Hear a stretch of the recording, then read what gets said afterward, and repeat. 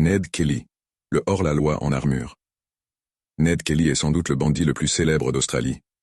Né en 1854 dans une famille d'immigrants irlandais pauvres, il grandit dans la région du Victoria, où les tensions entre colons, fermiers et autorités britanniques sont omniprésentes. Dès son adolescence, Ned est en conflit avec la loi. Accusé de vol et d'agression, il devient rapidement un hors-la-loi recherché. Mais ce qui le distingue, c'est son refus de se soumettre à un système qu'il juge corrompu et injuste envers les fermiers pauvres et les descendants d'Irlandais. En 1878, un affrontement change tout.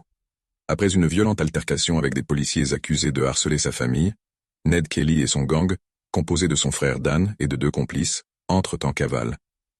Le gang multiplie les braquages spectaculaires, attaquant des banques et redistribuant une partie du butin aux habitants pauvres. Cette image de Robin des Bois australien lui vaut le soutien d'une partie de la population.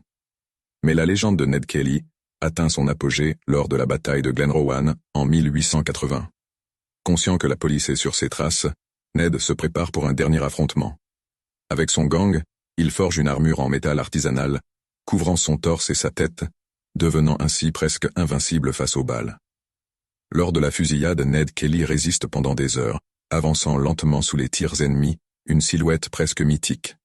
Finalement capturé après avoir été blessé aux jambes, il est jugé pour meurtre et condamné à mort. Le 11 novembre 1880, Ned Kelly est pendu à Melbourne. Ses derniers mots restent célèbres. « Such is life » ainsi va la vie. Aujourd'hui, Ned Kelly est une figure emblématique en Australie, symbole de résistance contre l'oppression et de lutte pour la justice sociale. Héros pour certains, criminel pour d'autres, il incarne à jamais l'esprit rebelle du bush australien.